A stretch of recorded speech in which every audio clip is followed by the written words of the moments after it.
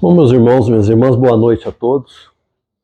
Que a paz do Mestre Jesus esteja aqui nos envolvendo, né, nos auxiliando mais uma vez para que a gente possa, em conjunto aqui, refletir sobre os ensinamentos, né, do próprio Evangelho, da doutrina espírita, né, que o Mestre amado nos ajude a guardar dentro do coração, dentro do entendimento, né, esses conceitos que a gente vai tomar conhecimento e juntos aqui refletir em torno deles, né, para que isso possa se refletir na nossa jornada diária, né, pelo plano físico, né, pela encarnação, a gente possa render melhores frutos, né, como a referência que Jesus faz da parábola do semeador, né, as sementes estão chegando no nosso caminho, né, estão chegando sementes de luz, de esclarecimento, de iluminação, as sementes vêm do Mestre amado, vêm do Evangelho, vêm da doutrina espírita, vêm de diversas situações que a gente, né, recebe essas sementes no nosso cotidiano, né? Mas como que está sendo o nosso aproveitamento? Estamos sendo solo pedregoso, né? Solo sem profundidade, né? Será que estamos recebendo como aquele que recebe pelo meio do caminho? Ou será que já somos aquele solo que produz alguma coisa, né? Como Jesus disse, uns produzindo 100, outros 60 e outros 30. Então, a semente a gente está recebendo, né? A responsabilidade nossa é fazer produzir, e a produção é no nosso esforço do dia a dia, no sacrifício, é na hora de aplicar essas lições do Mestre amado na nossa vivência diária, procurando ser mais caridosos, menos egoístas, mais tolerantes, mais pacientes, né? A gente sabe que isso não é fácil, né? Isso não é fácil, né? São N situações que tiram a nossa paciência, que tiram a nossa paz, que nos desafiam, né? O equilíbrio emocional, né? De repente até o equilíbrio mental, nossa saúde mental é abalada por circunstâncias, mas essa é exatamente a oportunidade de exercitarmos o Evangelho, dando, né, o melhor que pudermos, né? Combatendo aquele homem velho, né, no sentido assim dos nossos erros que está dentro da gente ainda, né, daquilo todo passado que a gente ainda traz tão forte dentro da gente ainda, que a gente vai combatendo e seguindo adiante. Então, que o Mestre possa nos ajudar nessa tarefa, nessa luta que nós temos para vencer a nós mesmos. E o tema nosso da noite de hoje foi um tema que foi pedido numa outra casa espírita que nós desenvolvemos e trouxemos aqui para a gente compartilhar aqui também, mais uma vez, né, refletir em torno deles. É sobre a natureza do sofrimento dos espíritos. No Livro dos Espíritos, das questões 237 a 257, é um capítulo que trata das sensações, percepções e sofrimentos dos espíritos. Esse é o título do capítulo. E dentro dessas 20 questões, da 253 a 256, trata especificamente da natureza do sofrimento dos espíritos. Nós vamos transitar assim por essas questões, da 237 até a 257. Eu não vou citar aqui as questões, ou talvez uma ou outra, mas a gente vai pegar os conceitos assim de todos para a gente compreender essa natureza do sofrimento dos espíritos. A 257 nem é uma pergunta, é um ensaio teórico que Kardec faz sobre as sensações, percepções e sofrimentos dos espíritos. Não é uma pergunta, é um ensaio teórico, é uma dissertação que Kardec faz de 8 páginas. No Livro dos Espíritos, 8 páginas tratando do tema. E isso já nos dá uma ideia da importância que o tema tem. Kardec dedicou uma dissertação de 8 páginas sobre esse tema. O que basicamente nós vamos conversar aqui hoje, refletir, o que a gente precisa absorver desses conceitos doutrinários, né? A natureza e o sofrimento dos espíritos, né? O nosso foco, nós somos espíritos encarnados, né? Mas o nosso foco aqui, o direcionamento das questões do Livro dos Espíritos é para os desencarnados. Então, onde a gente desencarna, como que é a vida depois que a gente desencarna? A gente desencarnou, como que vai ser? Como que eu vou ouvir? Eu vou ouvir como eu ouço aqui? Como que eu vou enxergar? Quais vão ser minhas percepções? Como que o tempo passa para o desencarnado? Como que o tempo passa? Porque, né, o tempo, a gente vê aqui, o tempo é o tic-tac do relógio. Essa é uma forma de medir o tempo, mas a gente sabe muito bem que o tempo passa de maneira diferente de acordo com o nosso estado íntimo. Eu tenho certeza aqui que todo mundo tem a sensação que atualmente o tempo voa, não é? O tempo está voando, né? Já estamos na quarta-feira, daqui a pouco é sexta, daqui a pouco acabou a semana, o ano já passou da metade, já está quase no fim do ano, né? O carnaval foi agora há pouco, já estamos caminhando para o fim do ano. Todo mundo tem essa sensação do tempo acelerado. Outra circunstância que muda a nossa percepção do tempo é dependendo do que a gente está fazendo. Se eu estou com os amigos, se eu estou com a família, se eu estou num encontro agradável, se eu estou me divertindo, o tempo não voa? Voa. O tempo passa, quando vê acaba, você queria que aquilo continuasse mais. Mas e quando você está lá esperando uma consulta médica, que você está no encaixe lá, que você vai ficar lá até a hora que resolverem te encaixar lá, o tempo não passa. O tempo passa meia hora, 40 minutos, passa uma hora, parece que você está ali há dias, aquela sensação de... Né? E no trabalho, né? 6 horas, né? Vamos supor, é a hora de terminar o trabalho, né? Na hora que deu 5 horas da tarde, você já não... né? Aquele dia que você está cansado, que está extenuado, né? Você quer que dê 6 horas logo e o tempo não passa. Parece que vai dar 7 horas, mas às 6 não vai dar. Você sair para você ir embora. São as percepções diferentes que a gente tem. Né? De acordo com o nosso estado íntimo, emocional, até a percepção do tempo muda. Para o espírito desencarnado, como será que vai ser? Vai ser diferente também. Né? Os espíritos sofrem. Bom, se os espíritos encarnados sofrem, né, é natural que os desencarnados também tenham essa condição de sofrer, né? Claro, né?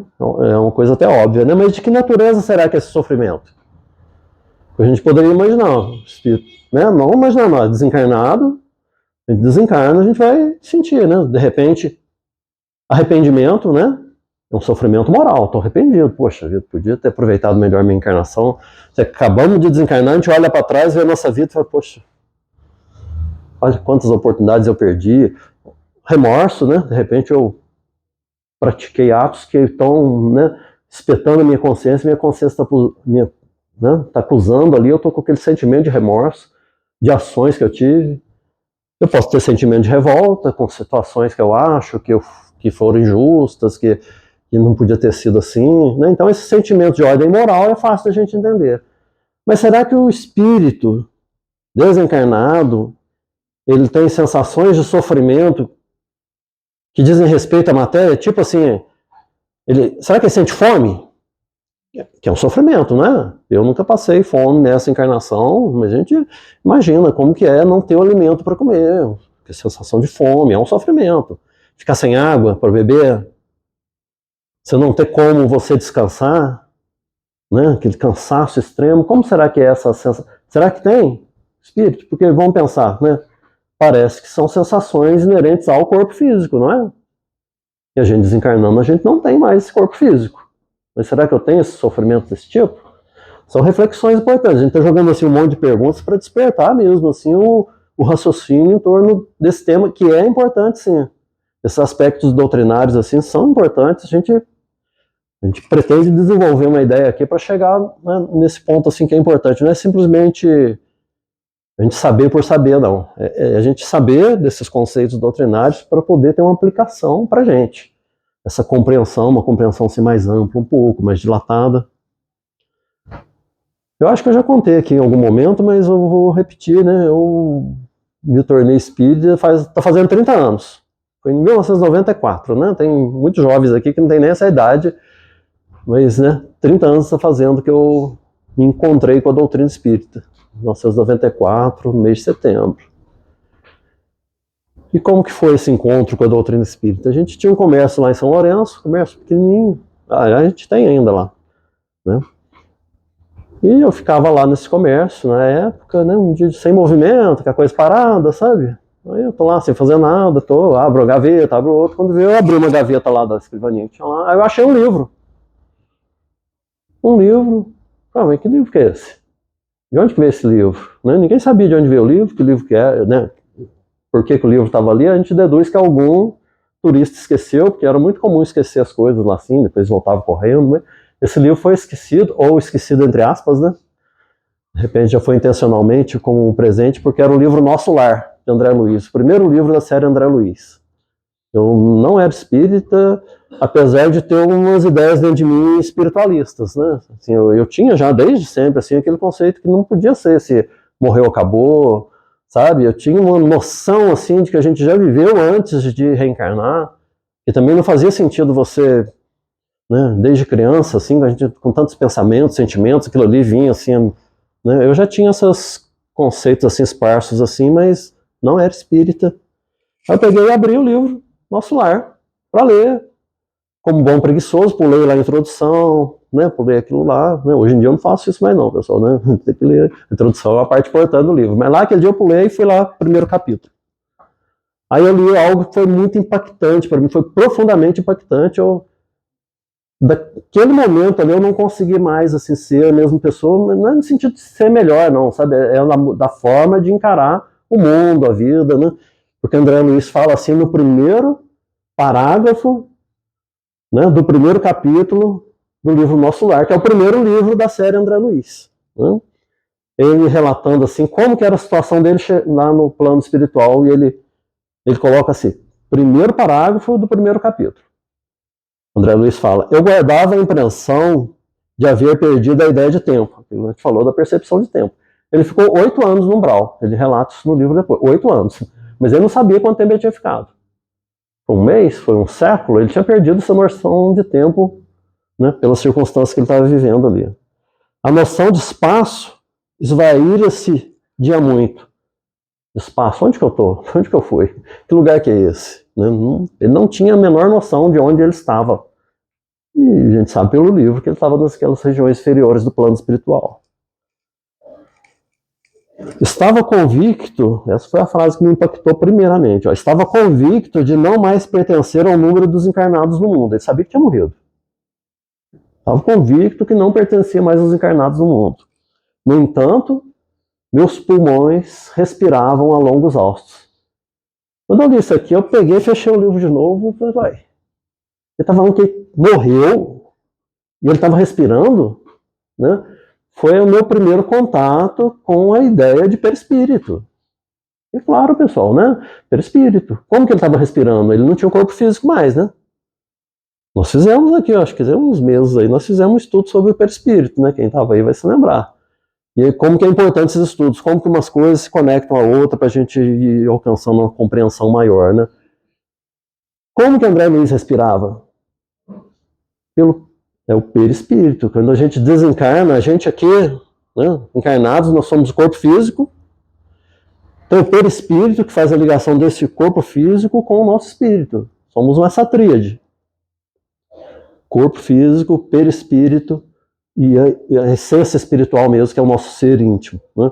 A gente desencarna, a gente segue com o perispírito, que é o veículo de manifestação do nosso espírito. O espírito ele precisa de um veículo de manifestação. A gente, né, é um corpo espiritual. É o termo que usam muitas vezes, é um termo acertado. Né? É matéria ainda desse planeta, mas é claro que é uma matéria muito mais sutil do que essa matéria nossa aqui do plano físico, é uma matéria mais grosseira, mas é matéria ainda. E esse perispírito, né, na imensa maioria dos casos, ele é como que, vamos dizer assim, ó, na aparência, né, é uma cópia do corpo físico. Né? Então eu vou desencarnar, que aparência que eu vou ter? Muito provavelmente, pelo menos na imensa maioria dos casos, qual a aparência minha quando eu desencarnar? A aparência que eu deixei ali no corpo físico. Né? Tem exceções, tem casos específicos, mas vamos ficar com a regra geral. Né? E era nesse corpo perispiritual que André Luiz respirava longos haustos, respirava assim, ofegante, puxando o ar. Né? Isso para mim foi muito impactante, assim, porque eu perdi assim, aquela ilusão que a gente tem que o plano espiritual é uma coisa abstrata, que é uma fumacinha em algum lugar. Não, não é, pessoal. É muito concreto na relatividade das coisas, né? É muito concreto lá, na dimensão espiritual. Né? Tem uma cadeira lá na instituição espiritual lá, a cadeira lá, o espírito bate, ela é tão sólida quanto essa. Né? Nessa relatividade das coisas. É importante, muito importante a gente pensar e compreender essas circunstâncias. Não sei aqui quem já participou de reuniões de desobsessão, ou pelo menos sabe do que se trata, né? São reuniões que as casas espíritas têm, não é obrigatório, né? Mas muitas têm. São reuniões onde reúnem-se, né, uma equipe, é uma reunião fechada pelas próprias circunstâncias, tem que ser, não é uma reunião aberta ao público, né? É aqueles. Mas também não é impedido ninguém de participar. Se a pessoa quiser participar da desobsessão, sabe?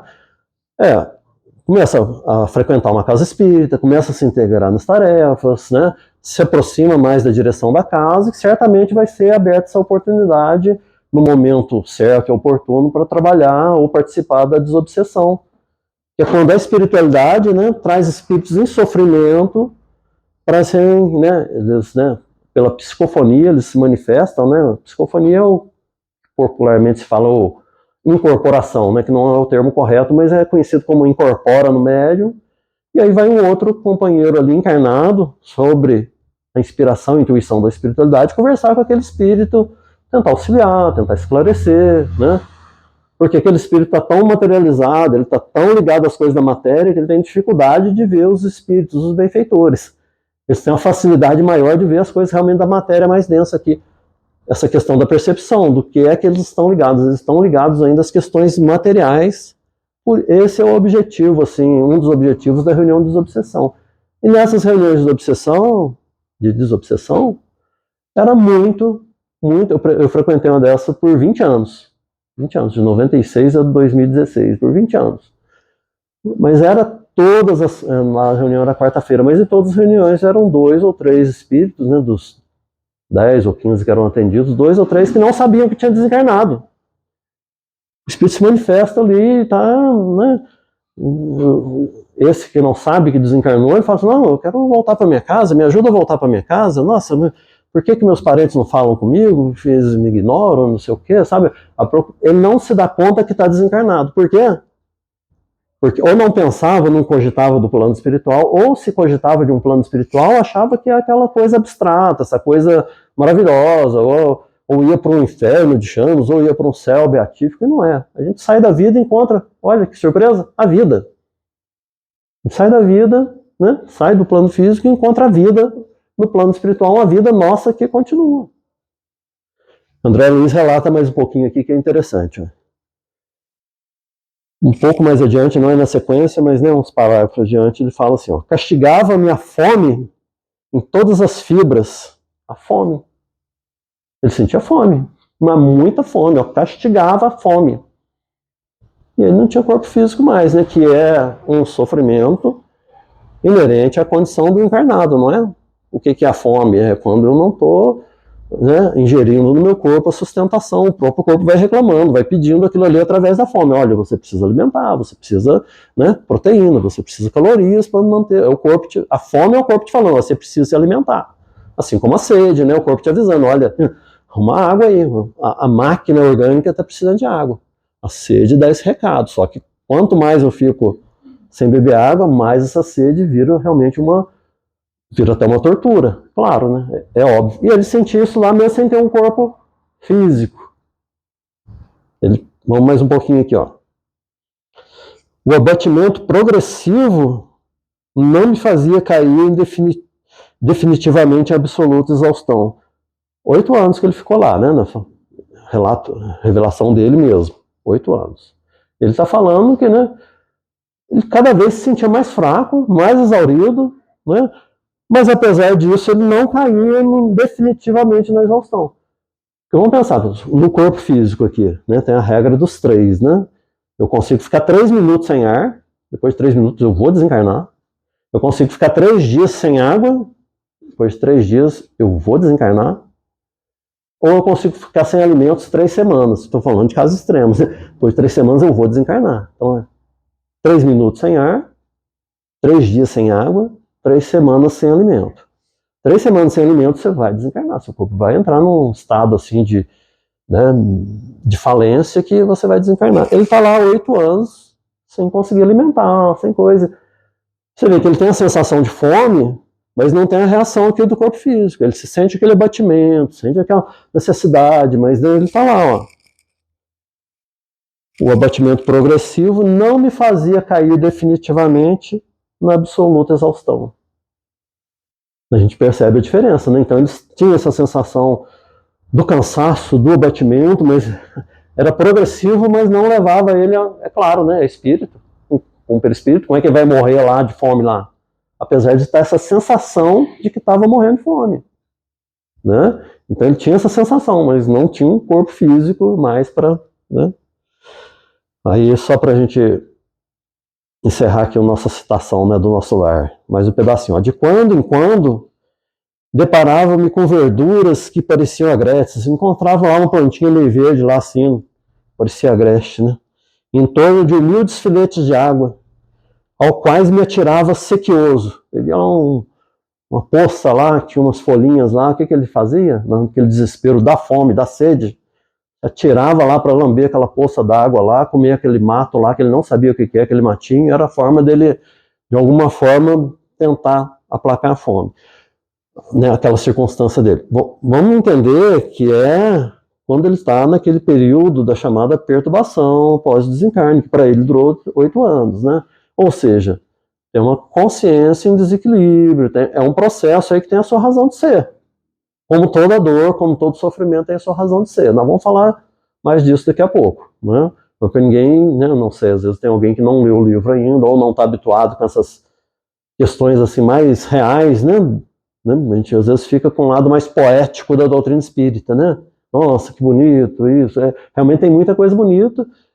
Aqui também tem uma beleza, mas é uma beleza que a gente precisa ter olhos de ver. Tem a beleza da vida continuando, tem a beleza de cada um recebendo pelas suas obras, tem a beleza de que imediatamente aqui após ele é socorrido, ele encontra Clarencio, levado para nosso lar, começa uma nova etapa, né, da vida dele de desencarnado. Então tem beleza, sim, é que a gente não pode focar só no lado escuro e obscuro do sofrimento, né? Nós estamos fazendo isso pelo propósito do nosso tema hoje, é por isso que nós estamos fazendo isso, mas daqui a pouquinho eu vou levar o tema para um lado assim mais, vamos dizer assim, luminoso para a gente poder absorver, né?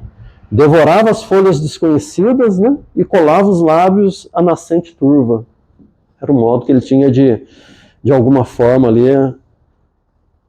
aplacar aquilo que ele sentia. O perispírito é a resposta para a gente conseguir compreender, né, por que dessas sensações assim, de uma natureza que parece tão material no sofrimento do espírito, né? O perispírito, né, a gente não é o nosso tema de hoje, mas o perispírito é a forma de ligação do espírito com a matéria. O espírito a essência, espírito é essência, né, ele precisa de um veículo do perispírito para se ligar à matéria. Né? Essa ligação se dá quando? No momento da concepção. No momento da concepção há essa ligação que vai se consolidando conforme que, né, depois da concepção o feto vai desenvolvendo, é o processo da reencarnação. Né? E é o perispírito, comandado pela nossa essência espiritual perispírito, que vai modelando o corpo físico. É o perispírito, comandado pelo espírito, que modela o corpo físico em formação. Quando juntam lá o óvulo feminino com o gameta masculino, forma a primeira célula. Né? Aí naquele processo natural ali da multiplicação, que é o começo do desenvolvimento do feto, ele se divide em duas, começa a crescer, se divide em 4, se divide em 16, assim vai nesse processo, crescendo e dividindo. De uma célula, virou 36, virou 32, virou 64. Você pega no microscópio, vai analisar isso, essas células, essas 64 células, elas são absolutamente iguais umas às outras. Absolutamente iguais. Não tem uma célula diferente, isso aqui vai ser o cérebro, isso aqui vai ser o esqueleto. Não, nesse momento elas são absolutamente iguais. O que determina que num determinado momento, aí as células vão começar a se dividir de uma forma diferente e começar a formar diferentes órgãos do corpo físico. O que determina isso? Claro que a gente sabe que é a obra divina, né? Mas o processo assim, doutrinário para a gente compreender é o perispírito fazendo essa modelagem.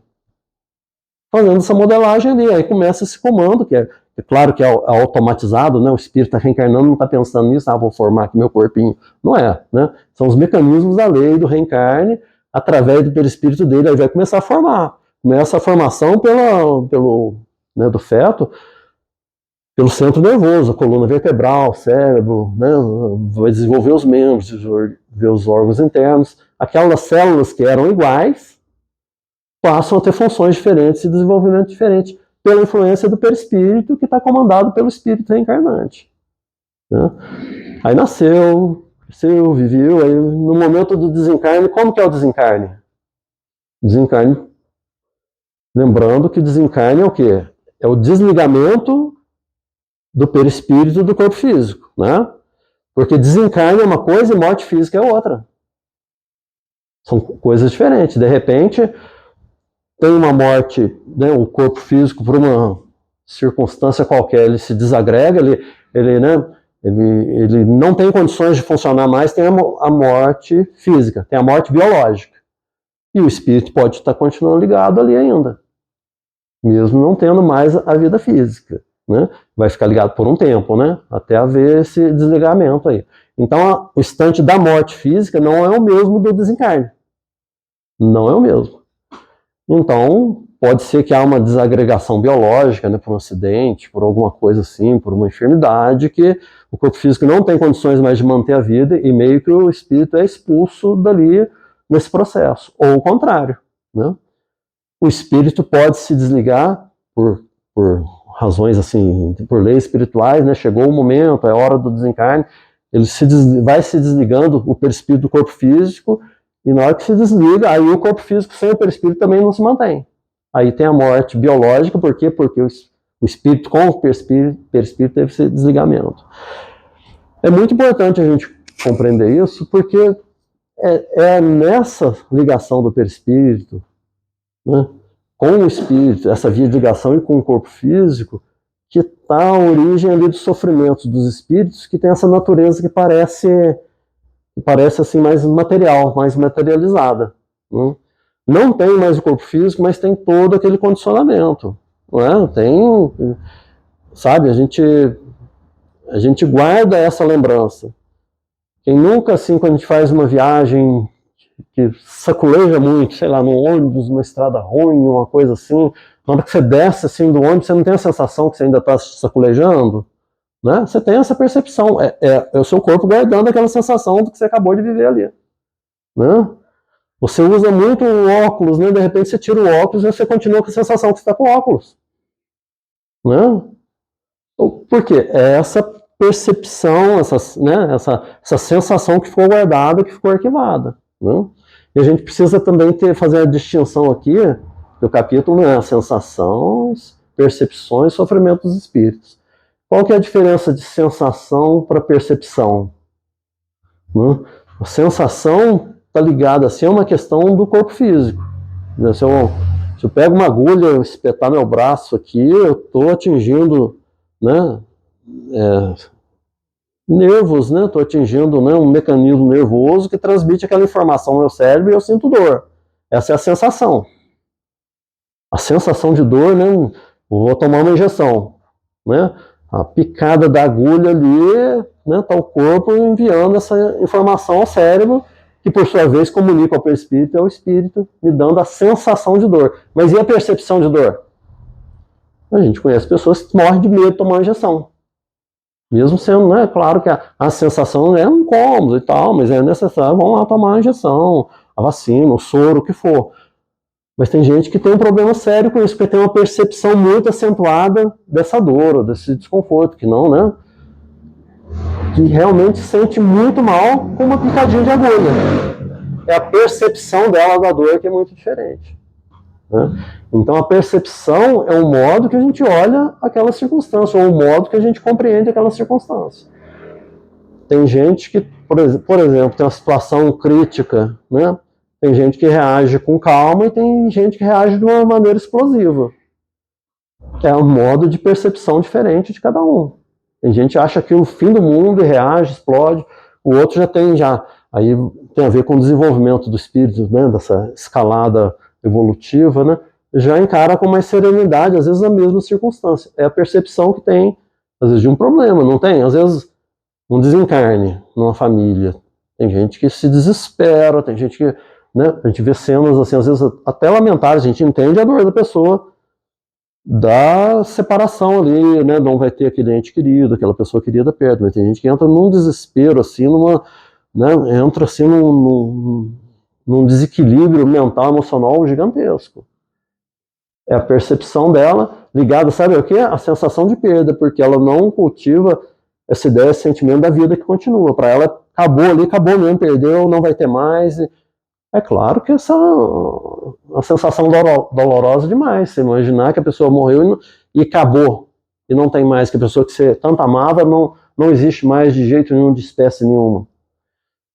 Quem já desenvolve um sentimento assim um pouquinho maior de espiritualidade, é claro que sente a dor da partida ali, tem que viver esse momento, mas dentro da pessoa já está aquela perspectiva da vida que continua, sabe?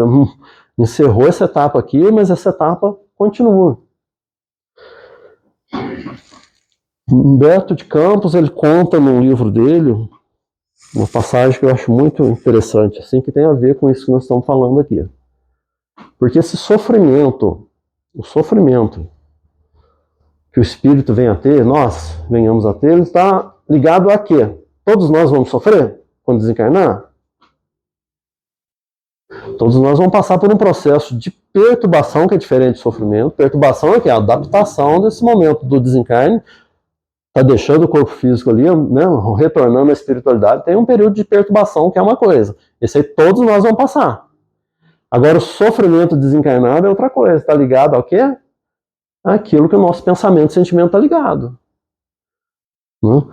Por que André Luiz sentia tanta fome, tanta sede, tanto desespero? Ele nasceu de uma família rica, isso no começo, final do século XIX, começo do século XX, assim. Se formou médico, né? Médico hoje em dia já é uma profissão assim respeitada, né? Muito bem remunerada, né?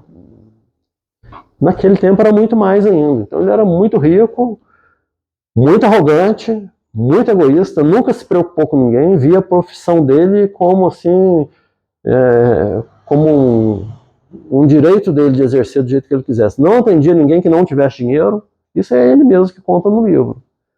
Comia muito, bebia muito, tinha lá os probleminhas dele lá de ordem moral também, contraiu sífilis, algumas coisas assim, e depois contraiu o câncer do intestino que o levou ao desencarne. Então, o estado consciencial dele era comprometido, né? Ele não se preocupava com nada, com ninguém. Daí esses 8 anos de sofrimento ali. Então, onde a gente coloca o nosso coração, o nosso pensamento, é onde ele vai continuar na hora que a gente desencarnar. É aquele ditado, né? O que se leva dessa vida é a vida que se leva. Claro que a vida que se leva com as suas consequências, porque tudo que a gente faz tem consequências. Se eu sou uma pessoa extremamente materialista, se eu não me importo com ninguém, se eu não estou nem aí com a dor do próximo, o que é natural que aconteça quando eu desencarnar? Que eu vou viver essa experiência que eu criei para os outros. Eu vou me sentir sozinho, isolado, eu vou me sentir sem ninguém, né? Eu vou realmente, vai entrar num processo de sofrimento que tem a sua razão de ser. Vamos já abordar isso daqui a pouquinho. Mas o Humberto de Campos conta uma história, a mãe e filho, moravam, né, numa vila assim, muito pobre, isso alguns séculos atrás, assim, muito pobre mesmo, era que a comunidade tinha uma casinha aqui, outra casinha lá, assim, mas todo mundo se conhecia. Em um determinado momento lá, da vida deles, mãe e filho, que moravam juntos, contraem lepra. Lepra, que hoje em dia já é uma doença estigmatizante, né, que gera preconceito, mesmo com os tratamentos, mesmo não sendo como era séculos atrás, né, imagina séculos atrás. Então, todo mundo ficou com muito medo, aqueles vizinhos, né, aquele pessoal todo, né, lepra, né, e foi um processo acelerado, assim, logo começaram a aparecer as mutilações, né, que é um processo realmente doloroso, assim, da hanseníase, né, que é a lepra. Aí os vizinhos, né, o que ia fazer, né? Aí mãe e filho não conseguiam mais sair de casa, tanto pela enfermidade como pelo preconceito, mas os vizinhos não abandonaram, não. Eles iam lá, assim, no portãozinho, assim, do casebre lá, colocavam lá os alimentos lá, assim, para eles ir lá e pegar, né, e se virando, já que eles não abandonaram, não, mas, né, botavam lá uns roupinhos, umas coisas, ajudavam, assim, dessa maneira, sem ter um contato direto. Compreensível até certo ponto, né? Porque realmente é uma doença transmissível, muito agressiva, muito feia no aspecto assim, exterior, né? E assim foi por um tempo. Eles colocavam lá, iam ajudando, né? Aqueles remédios caseiros que era possível, eles tentavam, mas colocavam lá e embora para depois mãe ou filha lá pegava e levava para dentro. A doença seguiu seu curso, né? Foi progredindo, né? Só que chegou um momento que eles estavam lá dentro de casa, mãe e filho, e eles não tinham condições de levantar. Eles estavam vivos, mas não tinham condições de falar, tal estado assim de enfraquecimento e de avanço da doença. Aí os vizinhos viam que colocavam lá os alimentos, a roupa, e ninguém pegava. Aí chamava eles, ô fulano, tá. Não respondiam, mas porque não tinham forças, porque não tinham condições. E eles lá dentro ouvindo, mas não conseguiam responder. Aí os vizinhos pensaram que, morreram. Né? Aí como que vai fazer? Vai deixar em sepulto aqui? Não tem jeito, né? Tem que fazer alguma coisa. Mas quem que vai entrar lá para pegar os cadáveres e enterrar? Ninguém queria também, porque, né, imagina, nossa, a casa está toda contaminada, está tudo, né?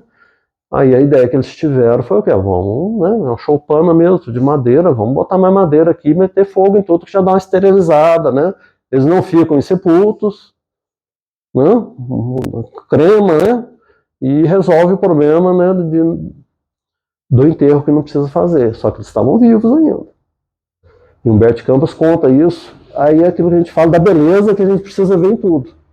E Humberto Campos conta exatamente a beleza desse momento, porque na hora que aquela labareda sobe e consome a casa toda, na narrativa dele, ele vê aqueles dois espíritos luminosos saindo lá de dentro, abraçados, atravessando aquelas chamas sem sofrimento algum, e são amparados pela espiritualidade e seguem a vida deles. Por que é que eles não sentiram o impacto daquele momento assim de morrer queimado, né? Vamos dizer assim, por quê? É o estado consciencial.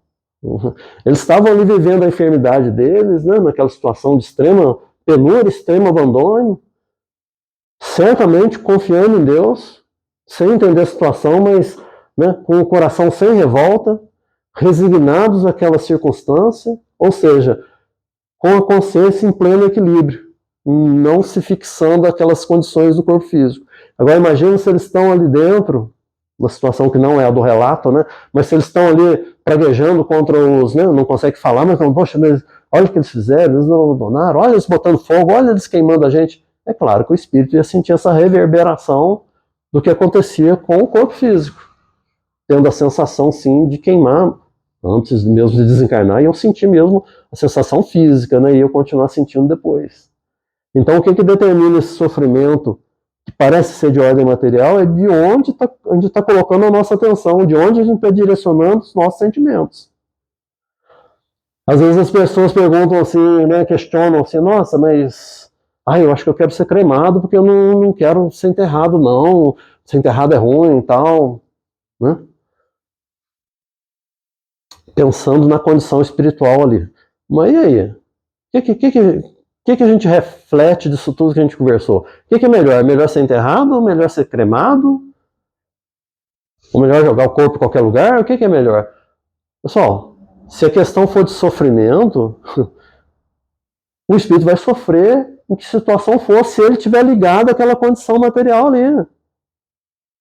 E ele não vai sofrer se ele tiver realmente conseguido fazer a sua tarefinha de casa aqui da encarnação, de procurar ser mais, né, caridoso um pouco, ser menos egoísta, ter feito o seu, né? Aí não importa o modo que vai ser lá o enterro dele, ou se vai se cremar, não importa, ele não vai estar mais ligado ali, ele não vai sentir aquela repercussão. Então não importa, né? A forma o que vai ser o encaminhamento do corpo físico, não importa, não importa. O que importa? Onde eu botei meu coração durante a caminhada. De repente eu botei o coração no meu corpo físico. Pela vaidade, pelo orgulho, eu me acho realmente melhor do que você, né? Tem uma coisa aqui que só tem para uma pessoa, não, primeiro para mim e tal. Eu centralizei tudo em mim, né? Representado pelo corpo físico. É claro que eu vou estar ligado a esse corpo na hora que eu desencarnar. Por quanto tempo? Não, isso aí varia ao infinito, né? Mas nessa repercussão primeira, eu vou sentir, seja ele enterrado lá, naquele processo de decomposição, seja sendo cremado, seja abandonado no lugar. Então, não é essa forma que determina o sofrimento.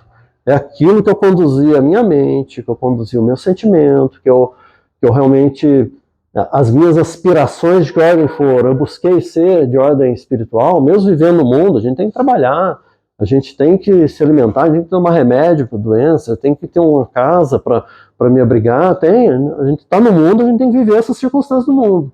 Mas quais eram as minhas prioridades? A minha prioridade era minha prioridade era a minha vaidade, o reconhecimento pessoal.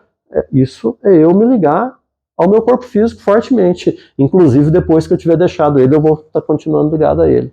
Daí essa natureza, assim, que parece mais materializada dos sentimentos, dos sofrimentos, né?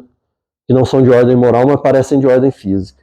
Para a gente encerrar aqui, eu vou ler um pedacinho, em 15 minutos ainda, de uma mensagem de Emmanuel, que fala sobre sofrimento. Aí a gente já vai para um outro aspecto aqui do sofrimento, né? Por que tem tanto sofrimento? Né? Por que tanto sofrimento? É encarnado, é na hora que desencarna? É ferramenta, é instrumento de progresso para cada um de nós. Né?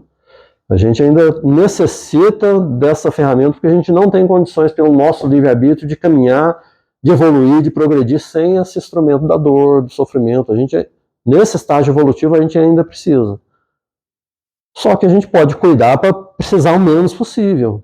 A gente está o mais desperto que nos for possível na nossa caminhada para, né, esse sofrimento ser mais curto possível, ou a gente passar essa etapa o mais rápido possível. Né? E a mensagem de Emmanuel é como sofres. Porque a questão não é o sofrimento, né? Assim, já levando para o lado evangélico, para o lado assim, né, íntimo de cada um. A questão é essa que Emmanuel pergunta aqui, ó, como sofres? Ele comenta essa passagem aqui que está lá na carta de Pedro 4,16, né, primeira carta de Pedro. Lá está assim esse versículo, ó. Mas se padece como cristão, não se envergonhe. Antes, glorifique a Deus nessa parte. Emmanuel comenta. Não basta sofrer simplesmente para ascender à glória espiritual. Não basta sofrer. Sofrer, nós vamos sofrer. Né? É parte desse estágio evolutivo, acabamos de falar isso. Tem uma passagem, né, um item do Evangelho segundo o Espiritismo, lá no capítulo 5, né? Bem-aventurados aflitos, o item lá é o bem sofrer e o mal sofrer. O que trata esse item? Trata exatamente disso. Como que eu passo pelo sofrimento? Então tem duas pessoas aqui passando pela mesma prova, pelo mesmo sofrimento, elas têm o mesmo aproveitamento? Não necessariamente. Um pode estar passando, né, é o bem sofrer no sentido de estar aproveitando ali, né, extraindo ali a lição espiritual, tá com resignação, tá com confiança em Deus, tem a obediência assim da razão, né, sabe que, né, eu fiz tudo que podia, né, vamos exemplificar assim numa enfermidade em mim ou num parente querido, né, eu busquei todos os recursos, eu não fui omisso, eu pedi o amparo do alto, mas rezando o Pai Nosso daquele jeito que Jesus ensinou, né? Seja feita a vossa vontade, né? Ou seja, a gente pede, mas colocando realmente a direção das coisas na mão de Deus, da espiritualidade, né? Ou seja, já é resignação, seja feita a vossa vontade, né? E a gente, muitas vezes, nas nossas preces, a gente quer torcer a vontade de Deus, falando, não, Deus, faz a minha vontade aqui. Não, a gente tem que pedir o que é melhor espiritualmente na jornada evolutiva para mim, ou para o meu, né, afeto querido que está ali naquela situação. Mas eu busquei todos os recursos da medicina, os recursos espirituais também, do passe, da água fluídica, de repente uma cirurgia mediúnica, se for o caso. Não tem problema, a gente deve buscar esses recursos todos. Mas aquilo ali está tomando um rumo realmente para encerrar a encarnação ali, mas eu continuo resignado, eu continuo com confiança, né? Eu sei que aquilo ali tem um sentido, é o bem sofrer. Eu estou né? O mal está sendo o meu remédio, que é um outro item do capítulo 5, o mal e o remédio. Né? Aquilo que todos julgam que é o mal é o remédio que o meu espírito precisa. E eu extraio o valor. E o outro que está passando pela mesma problemática, de repente está se revoltando, entrando num processo de inconformação, se vitimizando, falando, nossa, mas por que comigo? Tanta gente no mundo, isso vai acontecer comigo. é o mal sofrer. E está passando pelo mesmo sofrimento, sem extrair o valor ali, sem extrair o aprendizado. É o que Emmanuel está falando aqui, ó. Não basta sofrer para ascender à glória espiritual. Indispensável é saber sofrer, extraindo as bênçãos de luz que a dor oferece ao coração sequioso de paz. A dor, o sofrimento, é um processo de redenção, é um processo nosso de reequilíbrio. A gente não pode olhar para a dor e só ver a dor, só ver a sombra. A gente está numa doutrina que nos traz esse esclarecimento, a gente está numa reunião onde está tomando contato com esses temas que são do Livro dos Espíritos, do Evangelho, desses benfeitores como Emmanuel, para abrir nossos olhos, para dilatar a nossa percepção. Não falamos aqui tanto de percepção, da maneira de perceber as coisas? A nossa percepção do sofrimento tem que ser sublimada. Pessoal, não é que a gente vai buscar sofrimento, não é isso, não é isso. Não se trata disso. Eu tenho espinho no pé, eu devo tirar ou não tirar? Mas o Evangelho fala que é bom sofrer, então deixa o espinho no pé. Não é isso, eu vou tirar o espinho do pé. Né? Eu vou buscar o recurso ali para encerrar aquele sofrimento, sabe? Mas realmente tem circunstâncias, situações que saem da nossa alçada, que não nos pertencem. Né? Eu dou sempre um exemplo assim, de estrada, né? Porque estrada é sempre uma coisa assim, angustiante, né? A gente vai viajar, ou um parente querido vai viajar, a gente fica... Porque realmente estrada é uma coisa perigosa. Eu vou aqui me iludir? Não, tá tudo bem, não tem. Né? Envolve perigo, a gente está passando ali. Esse trecho aqui, então, de Caxambu até Campanha é terrível. Um dos piores trechos de estrada que eu conheço, porque é um movimento muito grande de caminhão, né? E o fato assim, de ter umas retas acaba tornando mais perigoso. Porque aí tem muita ultrapassagem, tem muita velocidade, então é perigoso. Aí eu vou viajar, ou meu parente vai viajar, qual que é a nossa conduta? Vamos fazer a nossa prece, né? Vamos pedir, claro, né, pessoal? Sempre a gente sair de casa, a gente deve pedir, assim, proteção do alto, amparo, né? A gente tá ligado em tudo, o que for possível a gente evitar, né? Que Deus abençoe também todo mundo andando no caso de viagem, que está em trânsito e tal. Vou com atenção. É claro que eu não vou cansado, eu não beber, então nem pensar, né? Eu vou fazer a minha parte. O resto está na mão de Deus. O resto foge da nossa alçada. E a gente sabe que tem gente que perde sono quando o parente está viajando, tá isso, né? Vai viajar de avião, nossa, mas se o avião cair, mano. Não está na nossa alçada. Isso não está na nossa alçada. A nossa alçada é o quê? É confiar. É compreender que tudo na vida, se eu fiz a minha parte, Deus vai fazer a dele. Sempre, né? O que pode acontecer, eu não fazer a minha, mas acho que Deus, a espiritualidade, as leis espirituais não vão se cumprir, vão. Sabe? Então vai dar tudo certo. Né? Se uma hora acontecer alguma coisa, a gente tem a certeza, estava dentro de uma programação maior. Eu não vou ficar sofrendo, imaginando que toda hora vai acontecer um acidente que às vezes não vai acontecer nunca. Né? Esse é o bem sofrer. Né? Não é nem bem sofrer, eu estou evitando o sofrimento de algo que eu não quero ter o controle das coisas. Não adianta, a gente não tem o controle das coisas, a gente tem o controle do nosso raio de ação do livre-arbítrio. Eu escolho o que vai acontecer aqui, né, no exercício do meu livre-arbítrio. Agora, se um caminhão vai vir em cima, se vai acontecer isso, vai acontecer aquilo, a gente entra numa espiral de loucura, de desespero, de perder a saúde mental, se a gente não tiver consolidado essa fé, essa confiança em Deus. É evidente que esses eventos assim mais dramáticos, quando acontecem, eles estão ligados a questões kármicas, a necessidades evolutivas espirituais dos envolvidos. Sempre. Absolutamente sempre. Se acontecesse algo assim que fosse um acidente na ordem espiritual das coisas, imagina, Deus perdeu o controle das coisas então. Deus cochilou, Deus não cochilada. Aquele negócio de descansar no sétimo dia, era o sétimo dia, Deus estava descansando, não viu o que aconteceu. Não é assim, né? A gente precisa fazer essa consolidação dessa confiança no momento de sofrimento, o que não é fácil. A gente está falando aqui, mas a gente sabe que não é fácil. Por isso que quando a situação está mais tranquila um pouco, quando a gente não está nessa fase, a gente precisa consolidar esse entendimento, porque o céu está azul, o mar está calmo, o dia está tranquilo, mas daqui a pouco a tempestade vai vir. Invariavelmente para todos nós a gente vai passar por um momento de prova, de expiação, as circunstâncias vão mudar. Isso é inerente à nossa condição de encarnado aqui. É inerente. Né? Ou alguém acha que vai viver para sempre aqui?